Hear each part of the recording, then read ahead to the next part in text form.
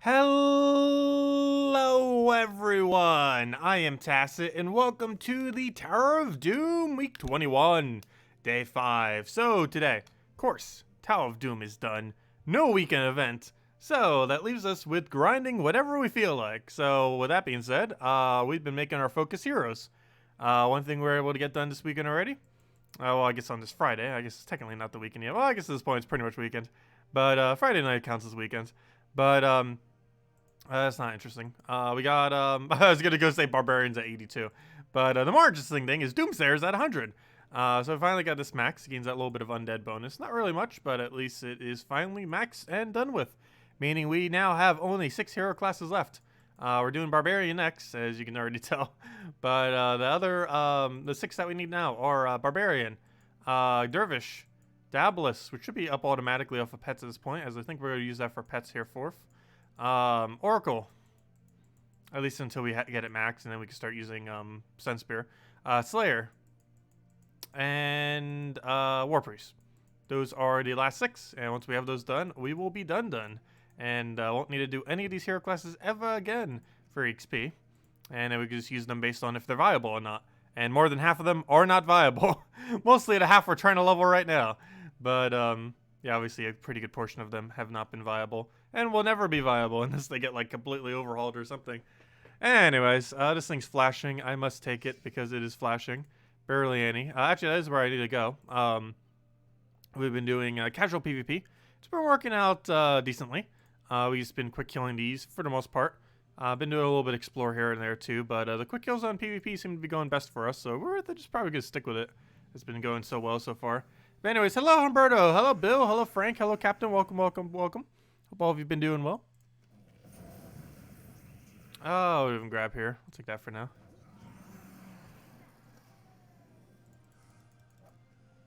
Gotta stay hydrated.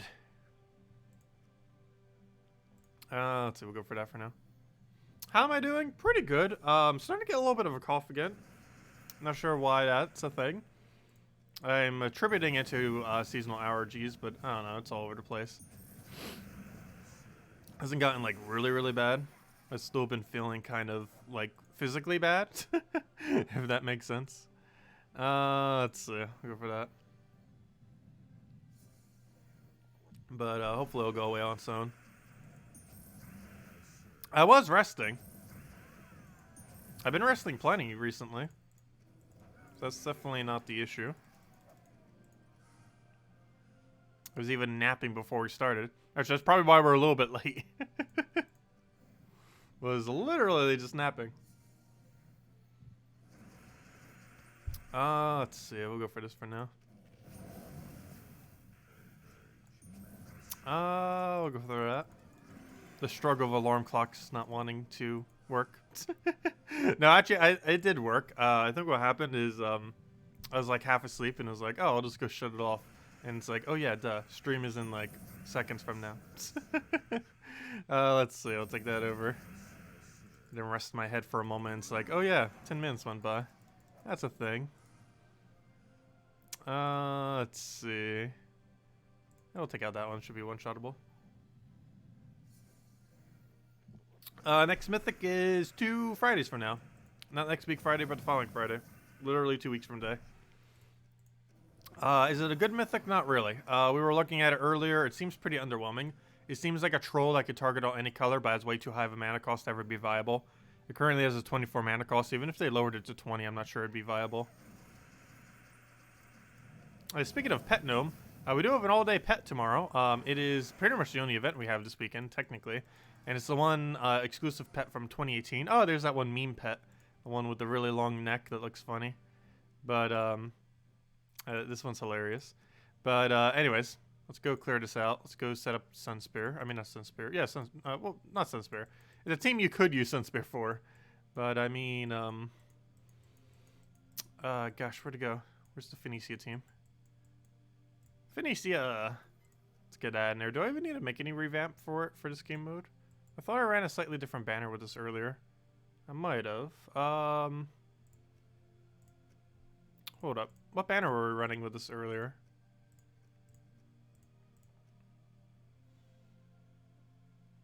What banner were we running?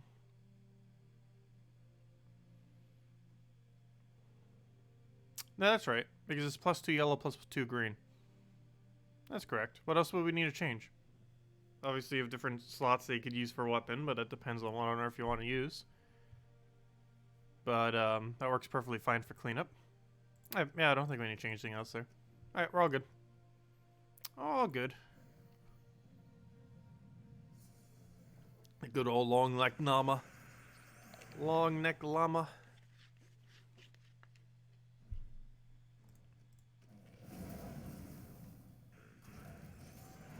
Well, they definitely have plans to add new content. As in 5.0 patch. It's been the longest amount of time we've actually gone between 8.0 patch now and between the current one. I believe it's actually going to be about 2 years between the two. But, yeah, 5.0 patch. No official date yet, but it's likely late June, early July. Mid-June at the earliest.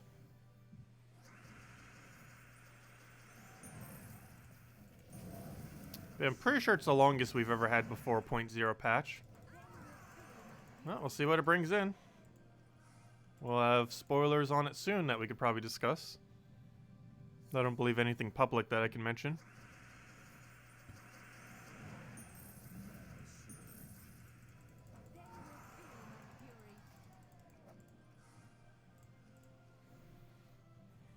Who knows? They sometimes do screenshot Saturdays. And tomorrow's Saturday. So tomorrow's the earliest we could get any spoiler on it. That I'm actually allowed to discuss.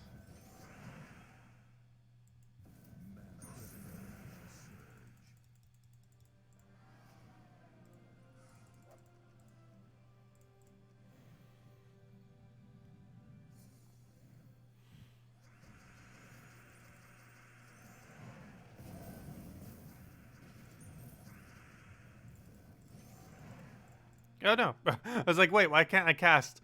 No, he got silenced. How awful. Wait, what did we even get silenced off of? Wait, did Magnus random extra turn silence? Wow, that is absurdly lucky. Not only did he random extra turn silence, but he random extra turn silence on the only one that's relevant for him to silence. That takes some luck right there.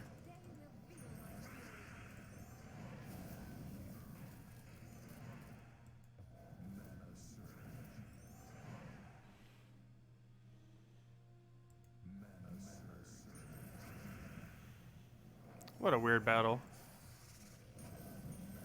We don't even have our double damage anymore.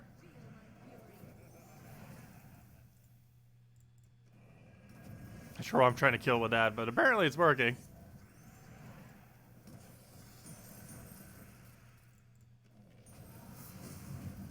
What an extremely weird battle. Also, he is 1 HP. And he got a kill. Wow. There we go. What even was that battle? Actually, she ended up winning off her burn. That burn that does basically nothing ever. Actually won that battle.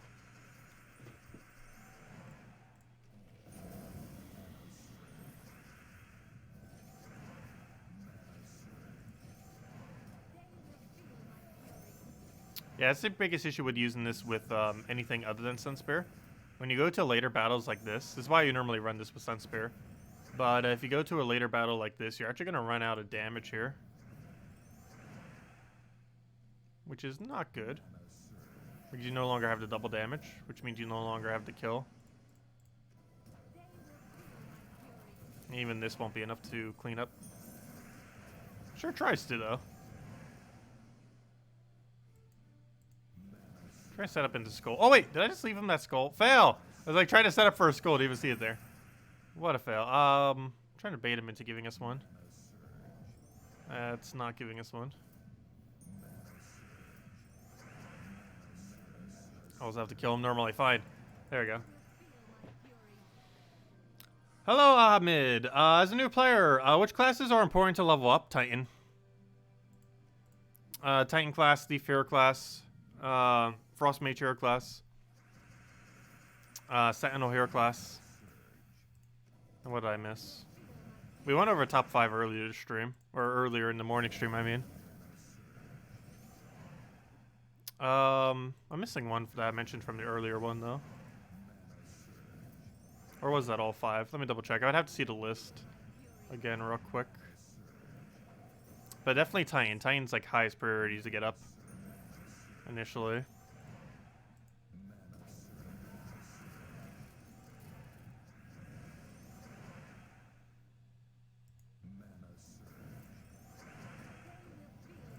And I'll be dead. Oh, never mind. Slightly short.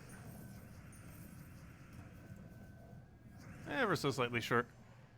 No, Priest isn't really worth getting up anymore. Not to mention, most of the things that Priest even gets used with are all endgame teams. Earlier on, you wouldn't really have much of a need to ever get Priest. But the 5 were, let's see. The 5 that I mentioned earlier were... Titan first, definitely. Thief, because you need a good stealthy. Oh yeah, Sunspear was the other one. Sunspear because it's best triple damage burning. But yeah, Sunspear was the one I forgot to mention when I was mentioning all those. So it's Titan, Thief. Titan is for your best all around. Mostly for its barrier on Brown, but it's all over for basically every single role you would need while still being quick. Thief is for best stealthy. Sunspear is for best triple damage on burning. Sentinel is for best tank, which is really important earlier on in the game. And then Frost Mage is just the best freezer, and you definitely want as a utility. Specific order that you'd probably go is something along the lines of Titan, Thief, Frost Mage, and then go into Sentinel, then Sunspear. Exact order you could basically do based on what exactly you want to focus on, though. But those 5, I would say, are the main ones you'd want to get up. There's plenty of other hero classes that are good to get up as well. However, as long as you get those 5 up, you pretty much have covered all your bases. Because Titan covers everything pretty much. Just all around best. Thief, it covers your best stealthy. Sunspear covers your skull damage. If you want to use a skull oriented hero class, you just use it with burn and get triple damage. While still having great utilities off it at start. Frost Mage is just your Guild War kind of option. You pretty much always use it during Guild War Defend. But you can also use it in some cases offensively. As like a caster. And Sentinel's just best tank. And that pretty much covers all your bases. Because no hero class is tankier than Sentinel. And while that's pretty slow in a lot of battles, it's still effective in the sense that it's really good at not dying in delves, which is very important. Also, speaking of not dying, let me go and clear our adventure board so our loot doesn't just disappear. Let me go clear these out. Yep, no problem.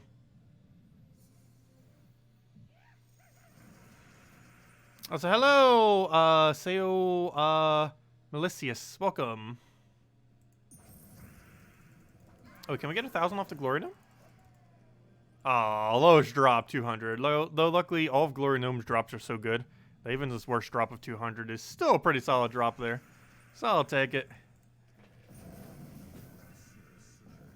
Get a Rowan in there, and then that'll be match. Good to go.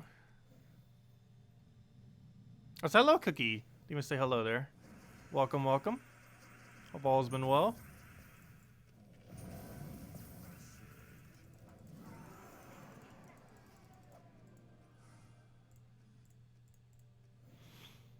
As far as hero classes are concerned, there's actually really a lot of them that can be used in situations. But it really just comes down to like the main types that you need. And generally, as long as you have like one of every single type, you'll probably be fine. Because, for example, there's like 4 to 5 versions of Titan, and 2 of them actually mentioned within it. Like all the versions of Titan are things like Rune Priest, Titan itself, Plague Lord, Sentinel. I think there might have been one other one that's kind of like the same kind of category of troop. But the only 2 you really need is Titan and Sentinel. Titan for overall best and Sentinel for absolute tankiest. All the other ones do come in play ever so occasionally. It's rare enough that you wouldn't necessarily need to go out of their way for it.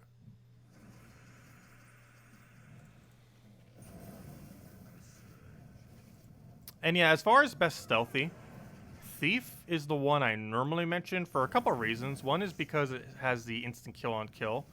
The other actually pretty good one in the current state of the game, oddly enough, is Orb Weaver. However, I feel like Orb Weaver is only really used on defense. Even though it's insanely good on defense, I personally feel like it's mostly only a defensive option. Like something you would put on your Guild War defend team for like a day or two and that's it. Possibly even only a day because a really good weapon for it, Life and Death, is only usable once for a Guild War defense. Otherwise you get penalized if you use it again. And even more so if you use the exact same full team again. Rather than just the one weapon. But even just the one weapon would still count, because it counts as a troop, basically. If you repeat any weapons across all of Guild Wars, you still lose points. Also, these writs remind me that we can actually buy more writs today. I'm not sure if I'm going for it. It's pretty expensive. 200 gem for 150 writs. I don't really feel like it's that worth it. However, I kind of just want to get that magic bonus as quickly as we can. So I think I might just go for it. As much as I feel like that might not actually be worth it. After getting that bonus, we probably won't ever do it again. Same as buying any of the deeds from these offer things, unless maybe Imperial. But I think I am going to go for it. Just to bring us one step closer to getting to all the deeds we need for purple. So we should be right on the cusp of having another one crafted. So as long as we get like another event where we get 10, I think we already have enough where we can make another one. But we're getting there. Main reason we're doing that is for this kingdom right here. We're trying to get to level 15. And once we do, we have maxed out every single one of the magic kingdoms, which would be pretty cool once we finally reach that point for the max amount of magic bonus that can exist within the game. And we only need 6 more. And we are very close. I'm not sure if this is even theoretically possible. I guess it is, if people got enough offers. Because there were some cash-related ones, too, that I didn't get in the past. Which if you would have grabbed both of them or all 3 of them, I forgot how many there was. I think you would have actually reached 30 by now. But right now it's really inconsistent. Because no longer can I say, oh, if you can get it now, that means you got every single one prior. Because that's no longer the case anymore, since it's actually random how many you could theoretically get per day. Given that some amount of them will be off of your daily offers. Which can affect how many you actually have over the course of it. Over the daily deal thingy things. But anyways. Let's keep going. Let's go back to PvP. Head back to the easier battles here. And start clearing these out for their EXP. If we can find easier ones. Come on, there we go.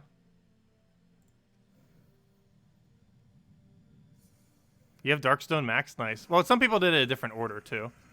I meant all Magic Kingdoms. Because obviously some people would have done Darkstone before some of the other ones that we maxed out, as far as magic ones. I'm pretty sure there's some amount of people that have all 4 of them maxed, though. As in all 4 of the +1 magics. You would have to have bought in every single magic scroll you've ever seen, and potentially some of the money-only ones. But I believe it is definitely possible for a person to have it maxed, all 4 of them.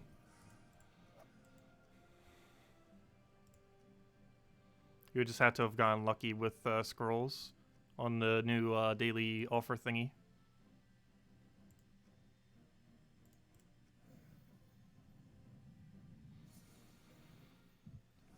Actually, just 5 magic kingdoms, but only 4 of them are magic, which is why I said 4. Because those are all the ones that use purple. That's why purple for the longest time has been the most valuable deed.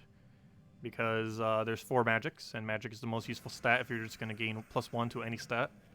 Magic is the one that gains the absolute most effect from getting a +1.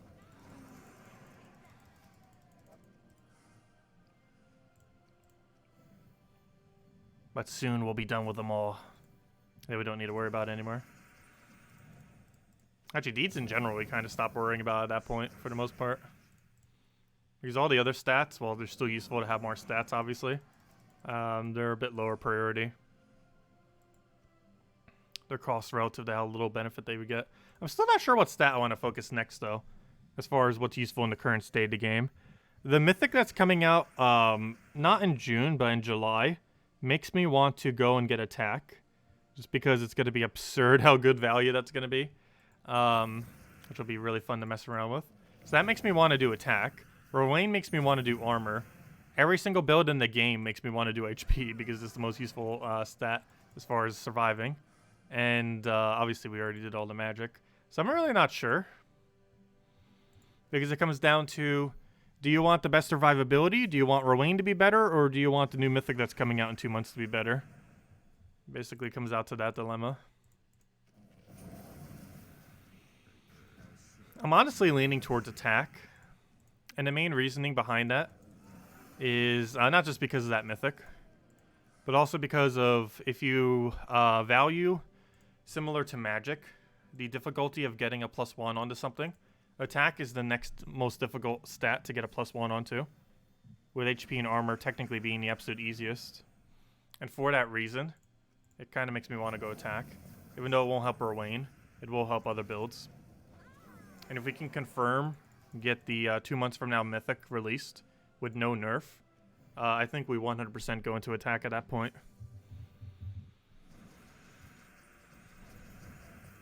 And even if it does get nerfed, I think we still go attack. Web Spinner will still exist. Honestly, with how much Web Spinner power creeps, there's no way they're going to nerf the upcoming mythic.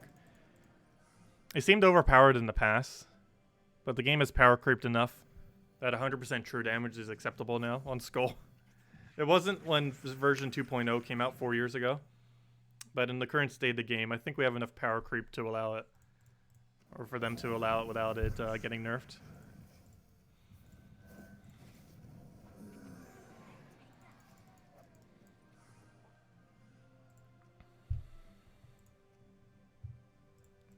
Plus, it's only on one mythic. It's not like it's on every single troop. One of the biggest issue with it in 2.0 is some of the best troops in the game at the time are common troops, because some common troops end up having it, and they were like really meta because they had like agile and like other useful benefits on top of this like really good true damage option.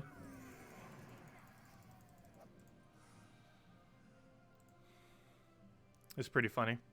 Actually, during the 2.0 patch, there were more commons that were meta than there were any other rarity. I don't even think Mythics existed at the time. But legends were better. I mean, commons were better than like almost every legend in the game at the time. It's pretty hilarious. Oh, so hello, Drock Savage. Welcome.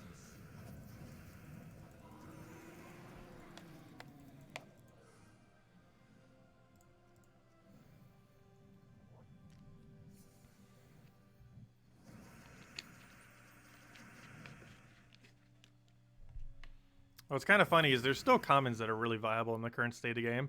Mostly Thrall. Thrall might actually be the most valuable common in the entire game now. Just because as we get more magic and he doesn't get nerfed, he just becomes exponentially stronger. I'm actually really surprised they haven't made his ability go based on half his magic. I would be disappointed if they made that nerf, but kind of completely understandable if they do. Because, gosh, he's starting to get really good. Thrall. His value relative to a common.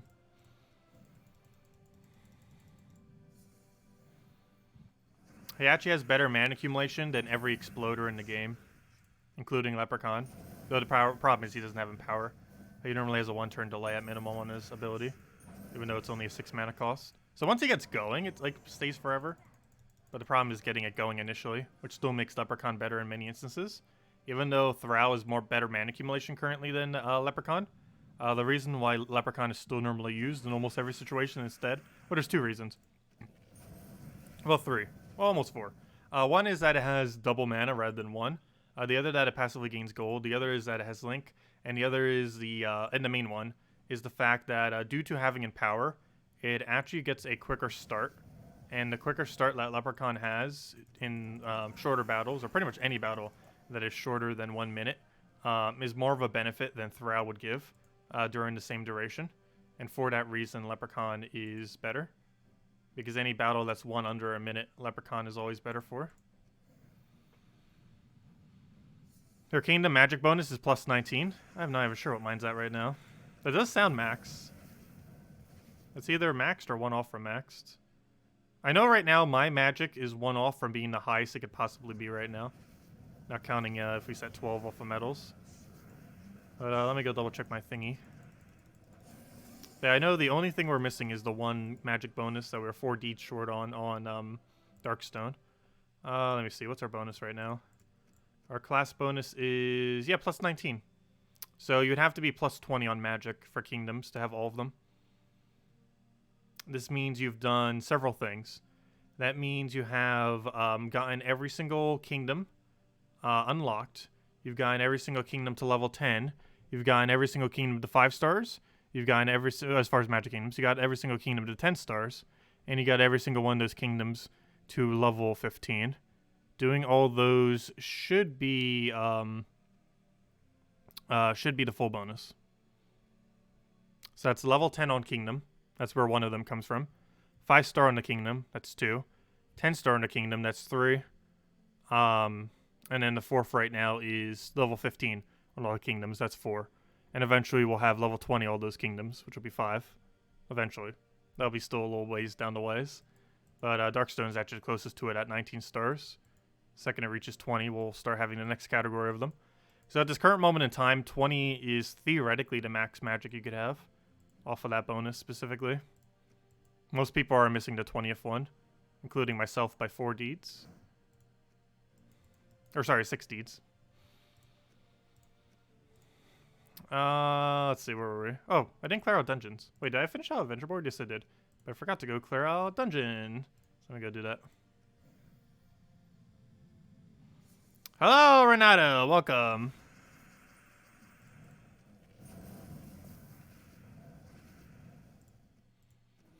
Silverglade, Darkstone, Zulkari, and what's the final Magic Kingdom? Well, there's 5 of them. It's Silverglade in top left, Karkaroth, Blighted Lands, Zulkari, and Darkstone. The 4 magic ones are all of them except for Zulkari. Zulkari is green. And the other 4 are Blighted Lands, Karkaroth, Silverglade, and Darkstone. So that means one of those is not level 15 then.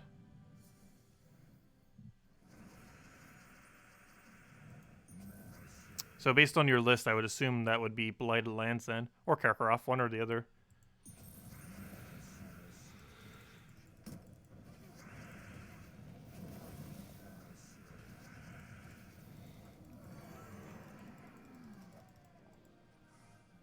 Okay, there we go. Dungeon's out of the way. But yeah, it's Blighted Lands, Darkstone, Karkaroth, Zulkari, but Zulkari is green, not purple, and Silverglade. And all of those except Zulkari are purple. Which is why purple deeds are so good. There's just so many Magic Kingdoms. Actually, if I'm not mistaken, there's actually still purple kingdoms to upgrade after those. While most of them are magic, I don't think all of them are. There should still be a purple kingdom that isn't. I need to go figure out which one that is. I think it might be Zulkari. I mean, not Zulkari. What's it called? Kedar. I believe Kedar is a purple that isn't magic. I think it's the only one. Yeah. This is the other Magic Kingdom. Or the other, not Magic Kingdom, but the other Purple Kingdom, I mean. It's the only Purple Kingdom that isn't magic, if I'm not mistaken. I don't think there is another one. We need to go double check the full list. But I'm pretty sure Kedar is the only Purple Kingdom that isn't a Magic Kingdom. So our Purple Deeds will still go to something even after that. Actually, Golvania might be too. Golvania is HP, and I'm pretty sure it's magic. Never mind. Okay, yeah, so 2 of them. Oh gosh, there's so many Purple Kingdoms. But yeah, those are the other 2. I don't think there's any others. But Kedar and Golvania are the other 2 Purple Kingdoms. However, you would do them absolute dead last because they're not magic. So we still got plenty of stuff to upgrade even after we get the 4 Magic Kingdoms up for purple.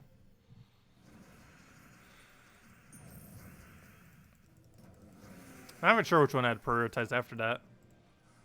Because both those stats are not attack. Though if I had to prioritize HP over armor in the current state of the game, I almost feel like I would go armor. Even though it's overall less effective than HP, Rowan single-handedly makes it viable. Honestly, Rowan not being nerfed is probably single-handedly the thing that makes armor valuable in this game. Just the fact that Rowan exists. She quite literally is the entire economy of the game for attack bonuses. If attack bonuses are viable or not, pretty much center around, is it good on Rowan? If so, yes.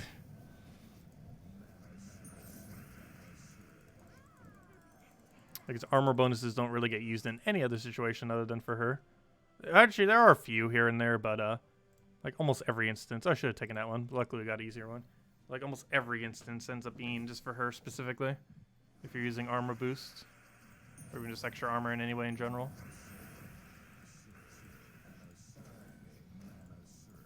Hey, we got a useless map. Yay. Goes in the pile. Gosh, how many are we even at these days? We are at 21,307 maps, gosh. And 2 more vault keys and we'll start opening every vault key we get. Which means starting next week, I think we might actually start having enough. Next week or the week after that. Very soon. Definitely by Guild War week. Anyways. Well, then again, maybe not. Yeah, definitely by Guild War week. Because the Tuesday of next Guild War week, we should have, or I should have, 200 vault keys by then.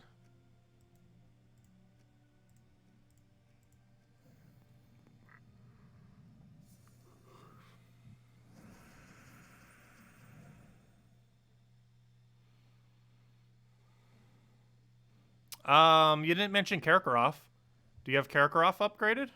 Karkaroff is magic. The one that Zugoff is from. And Abarath. And Ferret, or whatever his name is. That one epic troop.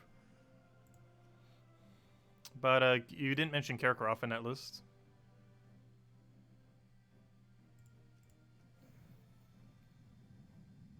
It's the one pretty much in the center of the map. A little bit to the right of Broken Spire.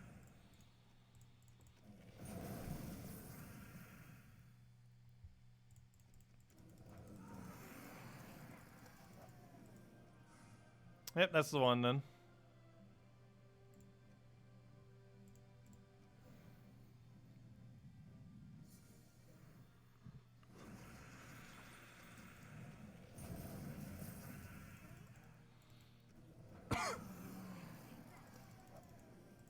That would be the one.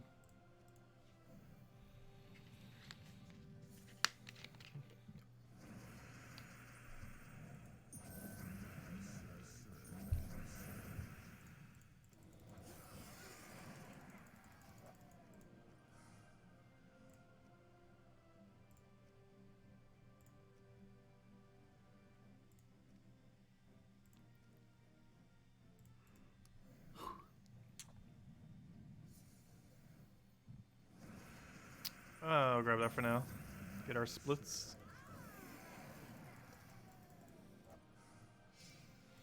Yeah, I think the closest anyone is a few short. If you didn't buy any purple deeds with money, you're likely at least a few short. Unless you got really, really lucky off the daily offers and bought every single one that you could possibly have gotten related to getting more purples. Because if you bought none of them, I believe you'd be approximately 10 plus off. But if you bought some amount of them, you'd be a bit closer. I think as high as like 12 off, possibly. Maybe even 14 off. But if you bought some of them, you'd be closer than that. So far, we're 10 off with how many we bought. Or sorry, 6 off, I mean. But I never bought any for money. I'm not sure if there even would have been enough if we bought all of the ones that were for money prior to now. I believe we've gotten purple deeds for money 2 or 3 times. If it was 3, we definitely would have been able to. But if it was only 2, I think even if we did money on them, we wouldn't have even been able to do it right now. Unless someone got better adventure board luck. Hey, 1,000 glory. That makes up for the other smaller glory gnome.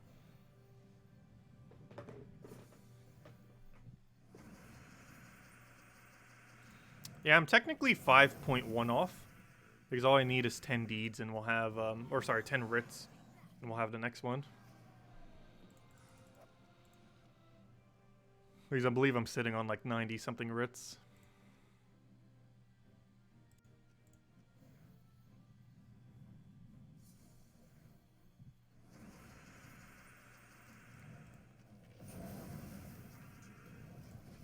I'm pretty sure that 3 off is based on all of them already being forged.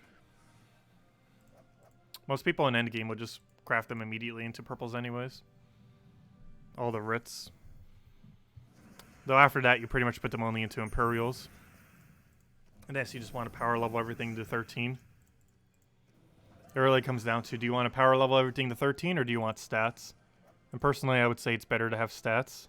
Because similar to pets, power leveling everything to 13, and then using no deeds or no Imperials until later. Won't give as good of value, mostly because similar to pets, they only apply under very, very specific circumstances. Whereas if you permanently get one stat, you permanently have one stat that works everywhere. Which overall I feel like would have higher value.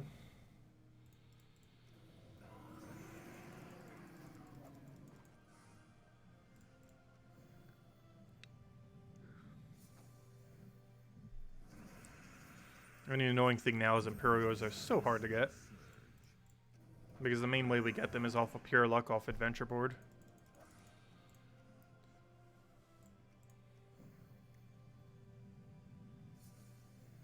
That are using 1,000 writs to craft them. That are paying 500 gems to get one whenever you have it as a daily offer. But that'd be a really nice daily offer to have. I've never even seen an Imperial for daily. But Imperial for daily on 25% off. That actually sounds like pretty good value. If I could infinitely buy Imperials for 325. Wait, is that what 25% of it comes out to? Yeah, 325. No, it's like 3 something. It's like 350 or 360 something. If we could infinitely buy Imperials off of that price, I would almost go for it. Because that means it would cost about 1,000 gems to get all the Imperials you would need to max the kingdom. Well, that's still pricey. That's not too bad. Right now, if you didn't get any 25% on it, it would be a full 1,500. Sounds quite a bit worse. It's a whole 500 difference, pretty much. But I've yet to even see one, let alone get it on 25% off. I'll find it eventually. Not sure if it's like rare or something. Or we just gotten unlucky. I'm not sure if I would want to buy it every single time I see it if it's at 500. If it's on 25% off, I definitely would. I'm not sure if on 5,000. I'm on 500. Definitely not at 5,000, gosh.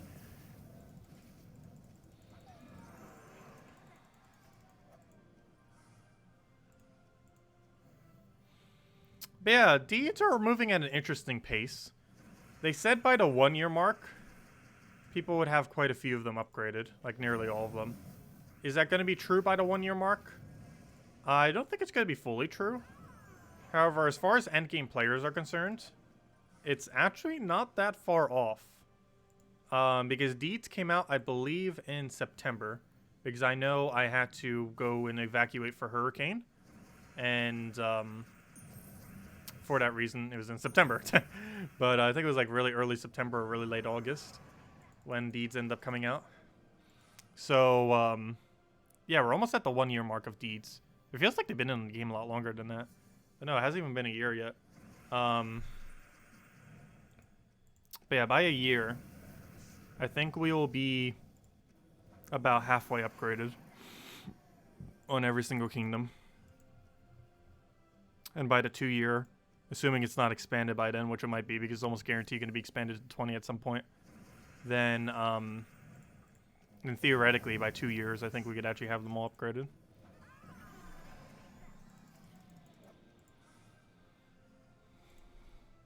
And then that'll probably be around the time when they start expanding it to level 20.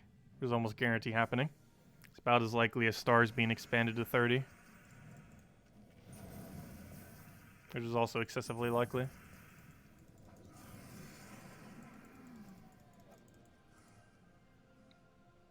I wonder what bonuses we'll get when they do expand out the stars on kingdoms. Because right now it's currently invisible what 21 to 30 star effects will be. You know, like as far as what bonus you end up getting from them. The only thing we probably know for sure is 30 is almost guaranteed going to be another +1 stat. But everything else in between we don't really know anything about. They'll probably put some gold in it and stretch a extra 1x multiplier across all of them. For an eventual 4 times tribute and 4 times tribute reward. Because right now it only goes to 3 times. Wait, is it currently 4 times now or 3 times? I actually forget now. It goes up to currently, yeah, no, 4 times. Okay, so yeah, it would expand to 5 times. That was right the first time. So that's probably the rewards that would exist beyond 20. 30 would be plus 4 stats. Mixed in between all of them, kind of like how it is for this. It would be an entire 1 times multiplier, up to a total of 5 times. And then the rest would just be some useless gold thrown in. Which would actually only be one other thing. So yeah, that's likely the format they would do, I would assume, for 20 to 30. Or from 21 to 30. It'll be the tribute reward and tribute chance creeping up by 2.5. And then I'll have probably a 2,500 gold or something. And a bunch of other 2.5 creeping ups. And then eventually at 30 would have a +1 kingdom bonus. It seems like what they would actually do. The scaling on it works very well. Anyways, back to the quick kills.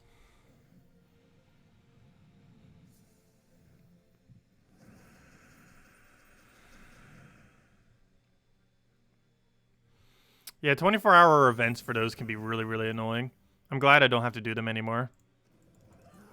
I finally maxed out every faction in the game, meaning I will never need to do another Tuesday event ever again. Hey, we got ourselves a level there, nice. Or not never do a Tuesday event ever again, but you know, I don't have to do it for level 500 pure faction. Obviously, we still do them, because they are insanely good value. They might actually have the highest value, time relative to cost, relative to reward, of any event in the entire game.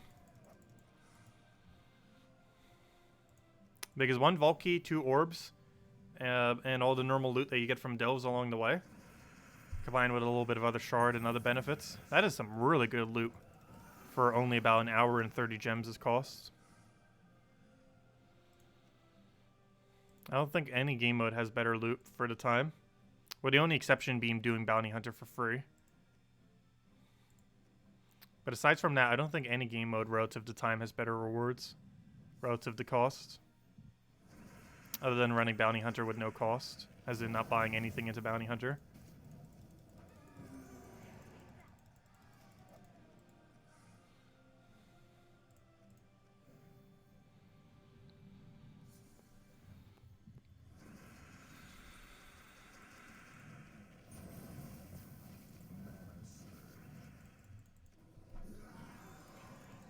That and technically Volt Event. The Volt Event's on a category of its own.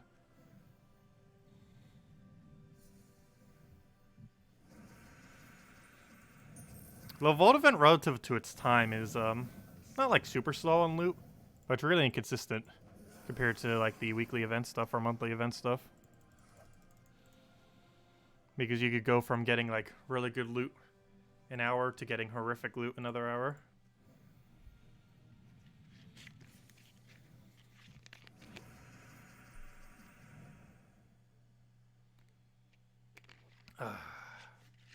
Refreshing. Got through a lot of water bottles today. I think it's my 4th one I'm on. I'm really thirsty today, apparently.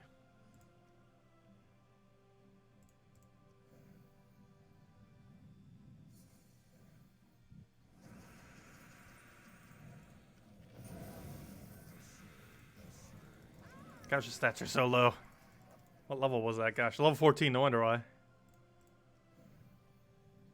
Poor low levels. We're fighting all the low levels. I wonder why a level 1000 something is attacking them. We need the farm. Give us your loots. Or at least give us your easy battles, which give us loots.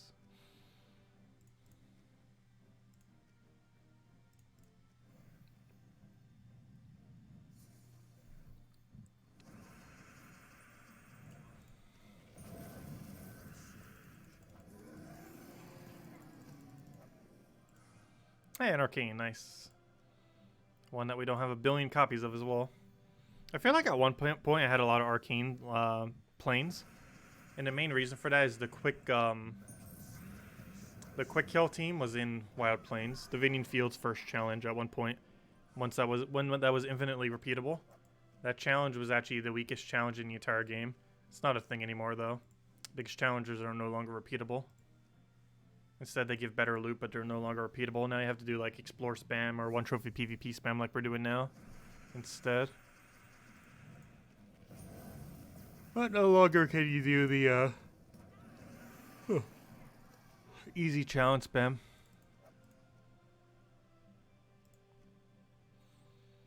Oh, so I'm not sure what I'm streaming tomorrow, or what on earth we're doing there. It might be an Animal Crossing recap. I haven't been playing that as much. There's almost nothing to even recap this week. I did get Apollo's photo, though. Which is one of those big milestone one for the characters. But I feel like we're going to get a lot of those rolling in. Like, once you start getting some, you're going to be getting a lot. Hello, Corey! Welcome.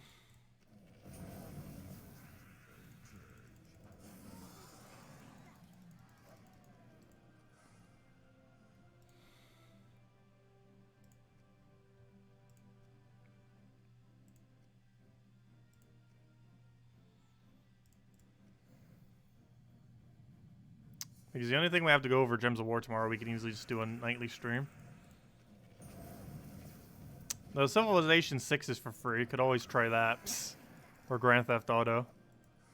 Yeah, Epic Games. I'm not a huge fan of the company, but I finally downloaded their launcher because they're just giving out a bunch of free games forever. Last week was Grand Theft Auto, now it's Civilization 6. Games that normally go for pretty decent price for literally free. Only on Epic Games Store.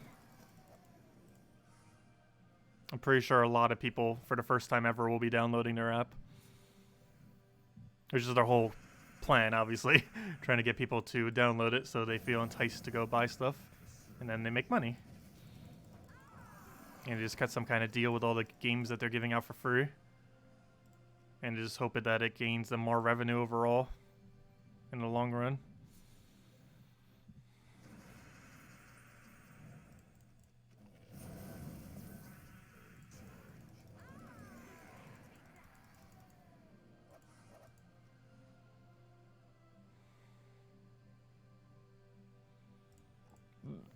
The guild chat has always been kind of glitchy. It's something they've always been needing to tweak more, that they haven't gotten around to doing another patch on. Can I explain the difference between mid-game and end-game? I don't think I've ever done a really elaborate video on it. However, it's relative as far as what you would consider it. As far as my categorization of it, I generally consider it based on kingdom upgrades. So the full breakdown of what I consider early game, mid game, or I really consider it 4 things. One is new player, early game, mid game, late game, and end game. So I basically categorize it into 5 areas. Early game, or sorry, new player is basically everything prior to owning all the kingdoms. Early game is everything prior to having all the kingdoms leveled to level 10. Mid-game is everything prior to having all the kingdoms leveled to level 5. Late game is everything prior to, or when I say level 5, I mean 5-star.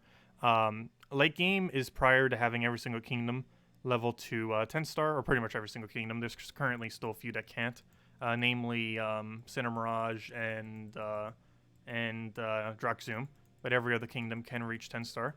But everything prior to 10-star kingdom is pretty much prior to late game. And then end game is kind of subjective right now because there's no real like milestone goal that you could do. Like you can't just say get every single kingdom to 20 because it's not possible. On a single kingdom, that's not even possible yet. But it's pretty much like near full completion. Like the biggest distinction between late game and end game is late game is you're still trying to get everything within the game. Whereas end game, you're pretty much trying to get everything that will exist in the game. As in you're farming things in order, you pretty much already have everything, and you're basically just mostly farming to get future content, whereas late game is currently still trying to obtain everything, and their main goal is trying to obtain everything. It's currently still within the game before they worry about future content. They might still be worrying about future content, obviously like saving gem keys and stuff for when a mythic comes out and stuff like that, but they're more focused on getting everything rather than necessarily on just focusing primarily on getting future content. Because obviously anything we grind right now, the whole goal is that we have resources so that we can get everything when it immediately comes in. So, for example, when the new legend comes out on the first Monday of next month, or of next month, we'll have it ready. And then once the mythic comes out that same Friday, we'll be ready, and everything else will be ready. The RGems is starting to go down a little bit, but we'll need to get that up eventually. If nothing else, we need to start taking that hourly tribute more often. Get those free gems. Hourly Tribute's so strong right now these days too in endgame. You get like, I think we're averaging like 13 gems, 12, 13 gems per tribute. It's getting pretty hefty. Though you get a good majority of the bonus from having every single kingdom to 9 stars. Once you reach 9-star all kingdoms, you're getting a good majority of the bonus I currently have. I think you're averaging almost like 10 per tribute at that point, 9 or 10. Maybe 8, somewhere's in there, 8 to 10, somewhere's in there, in that range. Anyways, back to PvP. But yeah, that's pretty much how I break it down personally. Some people might divide it slightly differently. But I break it into those 5 categories. New player, early game, mid game, late game, and end game. And each one has different goals. I've been meaning to make a really elaborate video on it. It's a hard video to cover just because there's so many things you'd have to mention for it. Because the play style for each section is completely different.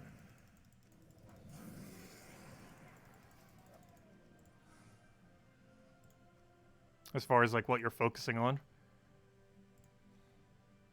Though the most similar two are probably late game and end game. Though I feel like they have enough to distinguish between the two to still be different categories. Because late game can theoretically be reached within like 6 months if you play really avidly. Whereas end game, not so much. That takes way longer.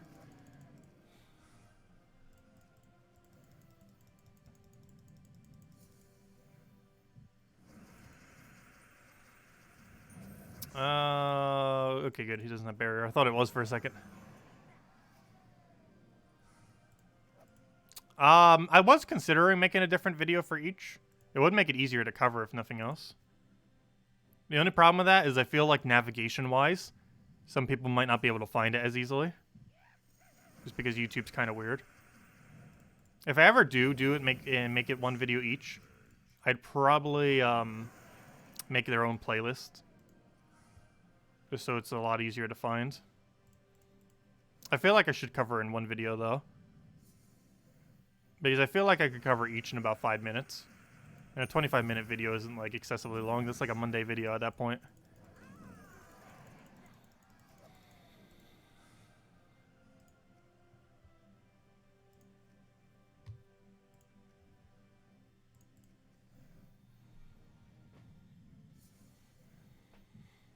Let's see, we'll grab that for now. But I wish YouTube had better ways of linking videos together. There are a couple ways that you can do it, but not all of them are like extremely obvious to the user experience.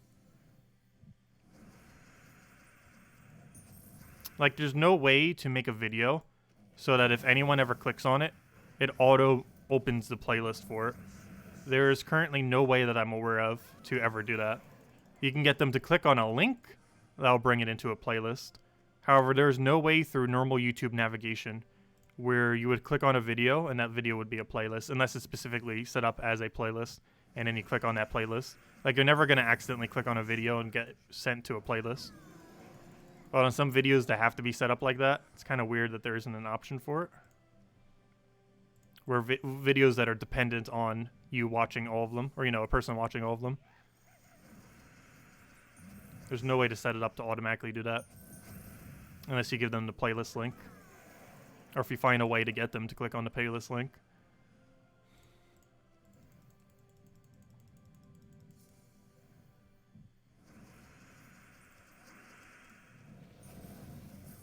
But there's no way to default a video to always be the playlist link style video. Let's see. Pure faction list? Oh yeah, that's another thing I've been meaning to cover. We've covered it all before, but I've never covered it all in one video. Or at least not in recent times. Obviously, I have covered it in the past in one video, but that was ages ago. I'm pretty sure we had less than 10 factions at the time. But we'll cover another one again. And then another year, we'll probably have to cover another one. Because, obviously, as time goes on, more come out.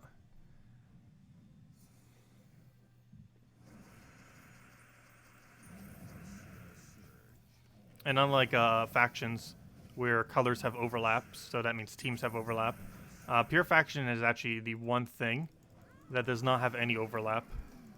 In the sense that it's different per every single faction. Because while there are teams that are viable for multiple different factions due to colors, there is no pure faction that is viable to every single one. Because the things that you have to use for pure factions are completely different for every faction. But I feel like most of them are pretty straightforward as far as what you use. There's a few general strategies that you apply to it.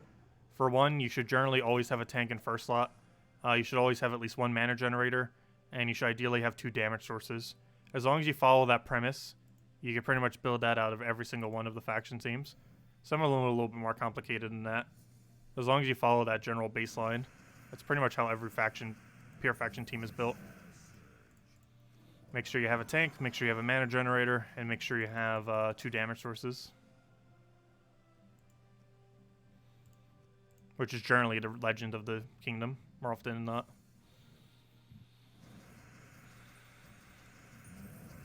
As far as the damage source, I mean. Is normally the legends. Tank can normally be established by whichever one has score reduction. And mana generator is pretty self-explanatory. Whichever one creates gems or gives you any mana in any way, shape, or form.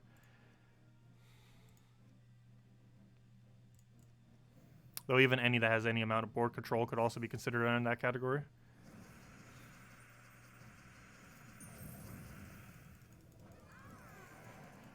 Assuming it's good enough board control to actually put it in.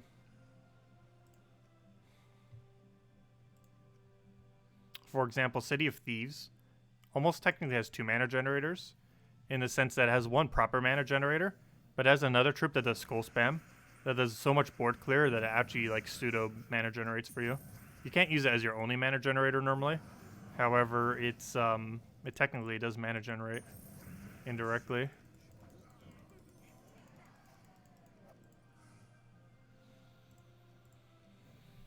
Yeah, Sunken Fleet Pure Faction was pretty fun when we ended up doing that last year. But it was definitely a challenge.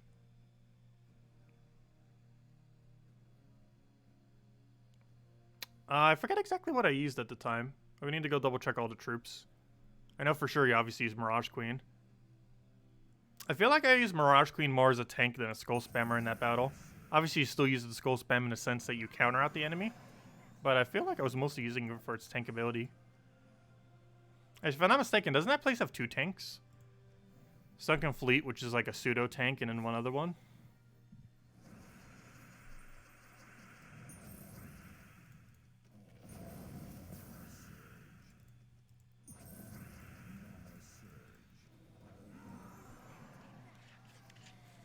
Hey Liz, welcome! Glad I could make it.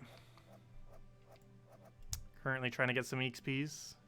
Probably go till we get another level at this point. Never sure how close we are. Well, that'll be our little goal for now.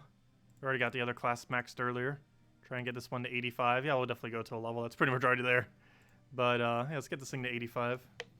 And probably call it a wrap for tonight. So if anyone still has any questions, now would be a good time. But yeah, pure factions are really hard. Level 500 pure factions. They are so annoying.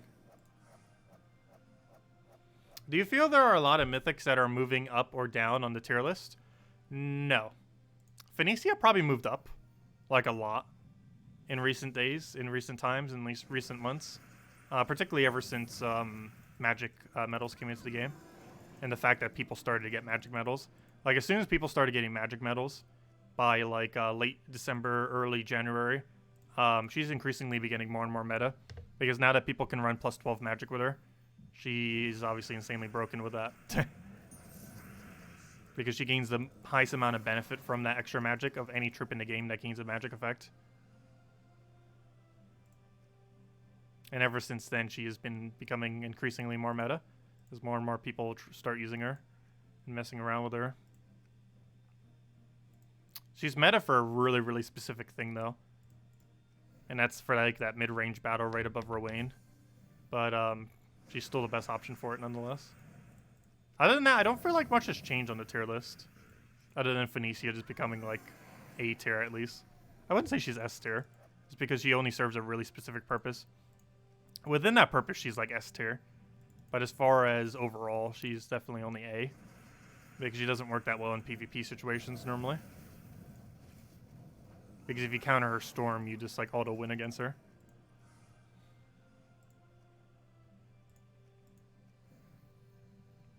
You stopped playing for almost 2 years due to work, came back, and you're still trying to catch up. Pure faction teams give more points? No. Pure faction teams do not necessarily give you more points. The reason why you do pure faction is because it gives you more renown. There's basically 4 different ways to get renown whenever you're doing a faction. One is based on the highest... one is based on treasure. You basically want to go and get your treasure hoard to level 100. Once you get a kingdom or a faction's treasure hoard to 100, you've maxed out that for the full 500 bonus. And then there are 3 other ones. They are all based on how far you have progressed within the faction. The first one is literally just how far you've progressed within the faction, where it gives you twice the amount based on how far you are. So if you're currently at 100, you get 200 points for your renown, and so on and so forth all the way to 500, in which you get 1,000. And then there are 2 other categories. The Deathless category, which basically means you have not died or been transformed at all during the duration of the delve. For this, you'll end up getting a total of additional 500 points based on 10 per level. So if you're at 300, you gain 300 for it on the furthest you've ever done a Deathless. And the other one is Pure Faction. This only give you points if it is the furthest you've ever gone with it. So for example, if you go do a level 100 Pure Faction when you haven't done any Pure Factions yet, you will end up getting yourself 100 points because it gives 10 per thing. However, if you keep doing level 100 to try to like farm it for points, you will get nothing because it only counts the very highest that you've done, like all the other categories. So if you then go around and do a 150 with Pure Faction, you would then get it. You don't have to do every single level though. That's normally a waste of time to do it that way. You only have to do milestones. The most common milestones are 100, 150, 200, and 500. 100 because it's the first real benefit where you actually get more pets.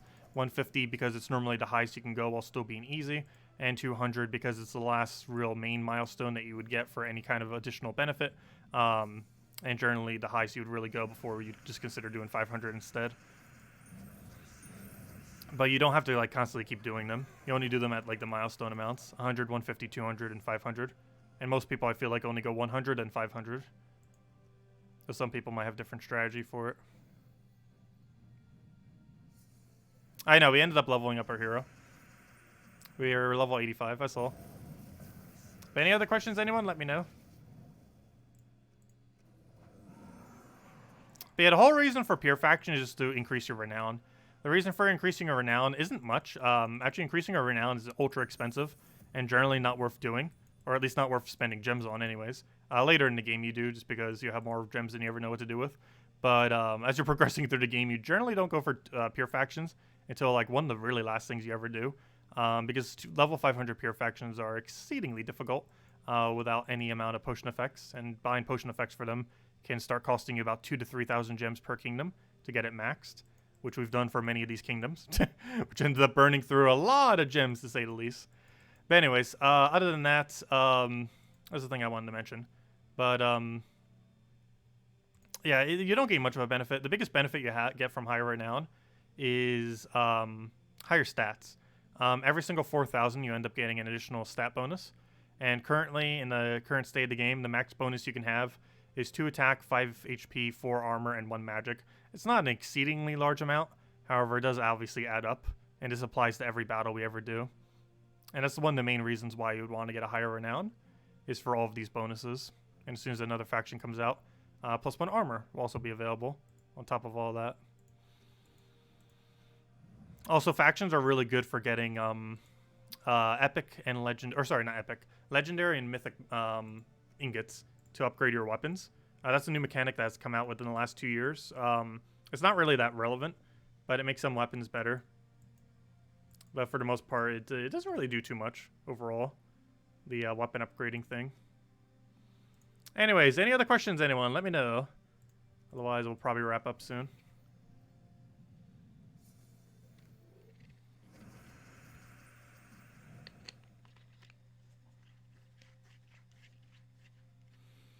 I believe I ran with double water elemental. Though I forget if I had potion effects. I might have had some potion effects. Because doesn't water elemental have a full AoE? I'm pretty sure I ran something. What was the other troop? Wasn't the other troop a tank? I'm pretty sure I ran the other tank, Mirage Queen, and double the water elemental. I would actually need to go double check all the troops available. I actually believe I ran without Sunken Pirate. I would need to go double check the video, actually. That one I don't actually recall. I know for sure I ran Sunken Fleet in second. I might have actually completely ditched the water elementals. I either went double water elemental or completely ditched them. You definitely want to do one or the other, because full AoE is always a good method to consider for any delve. If you have potion effects, it's one of the most effective ways to kill out the delve. You just keep spamming AoE until you win.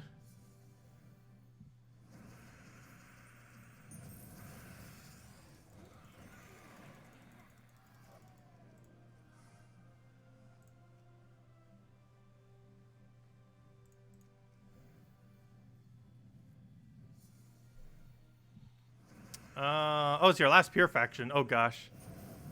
Yeah, I ended up running it with potions, so I'm not sure how much different it is without potions. You might actually be able to get away better with trying to do skull spam with 0 potions. I'm not sure. Because it'll take a lot of chip damage to reduce them to nothing off of just a full AoE with no other bonuses. Unless you have a really high level delve. You definitely need at least 200 for it. Ideally with 50% bonus as well off of Kingdom. So it counts as basically a 300 delve.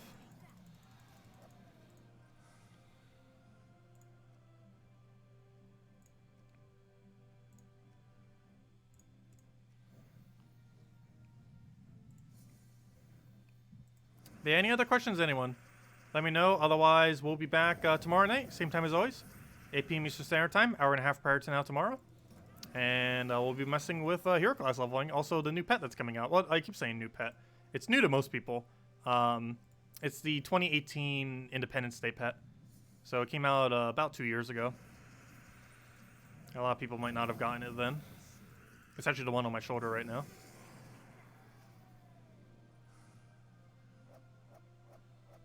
A friend of yours is streaming right now and you want me to raid them? Sure, we can go end up doing that. Could you give a link? Sure. We might as well raid him real quick. Why not? We're ending anyways. We don't normally raid people's. Though I feel like our raid power generally isn't that strong because we don't normally raid. So we don't have like a routine of it. We'll go raid. Might as well. Why not? Let's see. What's the top priority to do after leveling Kingdoms to 10? Next priority after that is, well, for one, if you haven't already, find a better guild. If you're not happy with your current guild. That's probably one of the biggest things you want to do after that point. However, at that point, you have the biggest gap between actually gaining any amount of additional benefit from kingdom upgrading. So you can basically start focusing on other things within the game. Either start doing some factions and not necessarily go for pure faction, but, you know, trying to get them up.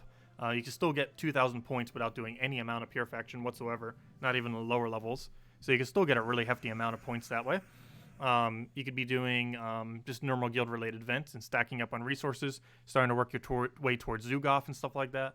You can start getting more resources in general, just to build it up so that you can start doing some of the things that you'd be aiming for as you start getting Kingdom Stars. You can, of course, work on some of those Kingdom Stars, while post-level 10 Kingdom Starring takes quite a while for all the milestones.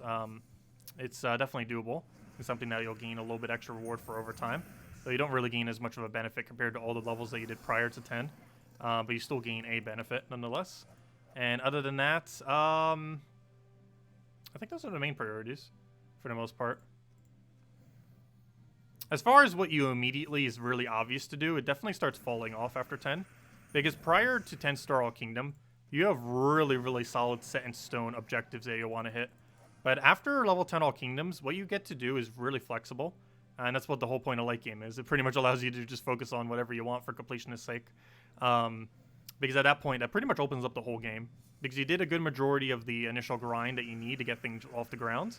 And now you have a really strong tribute, you have really decent stats, you have a decent amount of troops within the game, given that you just got one of every single mythic, and you know, you're pretty much set. You don't have literally everything, but it's why it's called late game. You pretty much have everything you need to completely function within the game. You can pretty much just target things as you choose. And what you go for pretty much just depends on what the person wants to go for, as far as what they want to prioritize. Because it pretty much opens up everything from there. But everything prior to 10 stars is pretty set in stone as far as what you need to do. But it becomes a lot more flexible at 10 star plus. Just because every objective becomes a lot slower to obtain compared to prior. And they also reward less for every single objective relatively. Like factions, getting factions up are relatively small rewards. Getting higher stars from beyond 10 is pretty small rewards, at least until 20, but currently no kingdom's even 20 yet. stuff like that. But anyways, let me go and find that one person. We'll go send you guys over. Let me see if I can find the link. Let's see. Let's go raid this person. Why not? Yeah, we'll call it a wrap for today, guys. But go say hi to this person. Let's go make this person's day. So I'll say hello. Everyone spam with hello, everyone, on this person. Wait, let me see if I can find their YouTube link. Hold up, give me a second. Trying to find, where even is YouTube? It's funny that I'm in YouTube. You can't even find YouTube because it's the back end of YouTube. For whatever the reason, the back end of YouTube is absurdly annoying. Let's see. Is he streaming? I don't see his live stream up. Oh, yep, he's doing Fortnite. Oh, gosh. Oh, no, he's doing some racing game now. Let's go and I'll raid him. Here's a link. Also, feel free to leave a like on our video, but go leave a like on this person's too. Let's go raid this random person. Everyone spam hello, everyone. You know what to do. Everyone spam the hello, everyone's on this person right there. Click that link. But there you guys go. But anyways, guys, I'll catch you guys later. Go say hi to that person with a big hello, everyone. And, yeah, we'll go from there. Anyways, next Gems of War, hour and a half prior to now tomorrow. Same time as always, 8 p.m. Eastern Standard Time. Go say hi to that person. And I guess I will catch you guys very soon. Hope you all have a wonderful weekend. Stay safe out there. And thank you all for watching, as always. Greatly appreciated. Anyways, guys, catch you guys later. And I'm not sure if we'll be doing a morning stream tomorrow of any kind. We'll find that out as we get to that point. And if it is, it's probably not Gems of War. But I don't know. We'll see what we do. But anyways, guys, I'll catch you later. Goodbye, everyone!